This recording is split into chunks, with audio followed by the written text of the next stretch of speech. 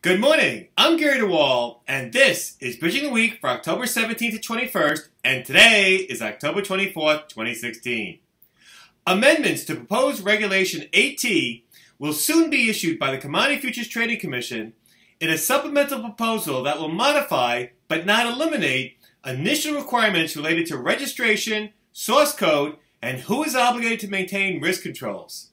In addition, related non-U.S. bank entities settled with the Securities and Exchange Commission for advising and handling securities transactions with U.S. persons for over a decade without appropriate registration.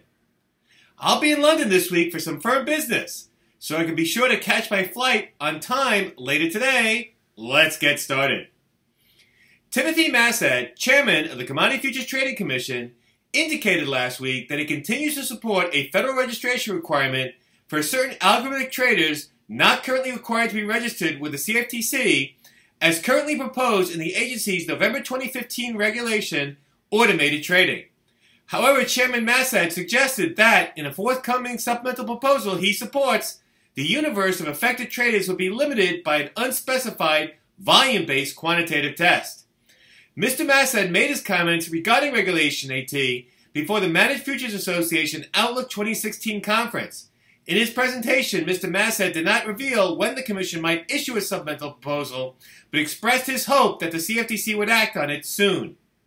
Regulation 8T, as proposed, was a comprehensive set of new rules that, if adopted, would potentially impose many new risk control and other obligations on certain CFTC registrants, termed AT persons, that use algorithmic trading systems, including both black box trade origination systems as well as smart automated order routing systems, to trade futures, related options, or swaps on designated contract markets. Chairman Massad suggested that the purpose of introducing a quantitative threshold would be to ensure that the number of persons newly required to register as floor traders would not be, quote-unquote, too broad, but would solely capture, quote-unquote, the most active firms. In addition, Mr. Massad indicated that a controversial provision of proposed Regulation 8T obligating AT persons to produce algorithmic system source code upon request by the CFTC or the Department of Justice, as opposed to pursuant to subpoena, would likely remain in the supplemental proposal, but would include measures, quote, that respect the proprietary value and confidentiality of source code, end of quote. He did not indicate what those measures might be. Finally, Chairman Massad indicated that he agreed with commentators to Regulation 8T, who argued that requiring all algorithmic traders, FCMs, and DCMs to be responsible for maintaining risk controls, as proposed, was too severe. He said he now supported a proposal that designated contract markets and either future commission merchants or traders be responsible for risk controls, but not both. He noted that he also supported suggestions that risk controls should pertain to all electronic trading, not just algorithmic trading.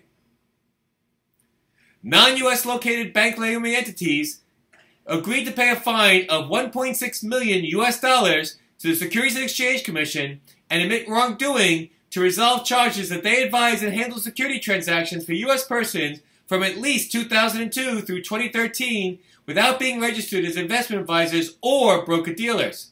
According to the SEC, although Bank Leumi recognizes potential SEC exposure and began limiting its securities transactions with U.S. customers beginning in 2008, it did not mostly terminate its U.S. customer securities accounts until 2011 and fully ceased its problematic conduct until 2013. In December 2014, Bank Leumi entered into a deferred prosecution agreement with the U.S. Department of Justice after it admitted that it had helped U.S. taxpayers file false tax returns with the Internal Revenue Service by hiding income and assets in offshore bank accounts.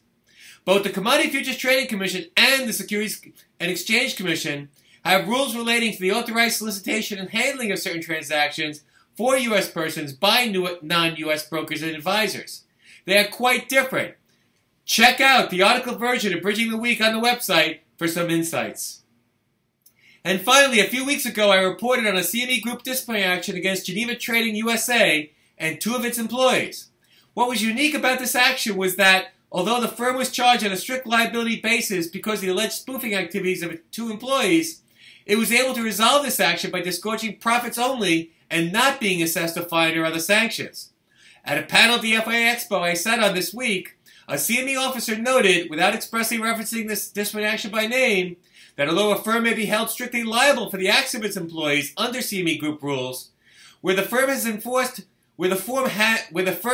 and enforces robust policy and procedures governing the allegedly improper conduct of its employees, it might be appropriate to require the firm to return any profits attributable to the employee's improper conduct, but not to be subject to a fine or other sanctions.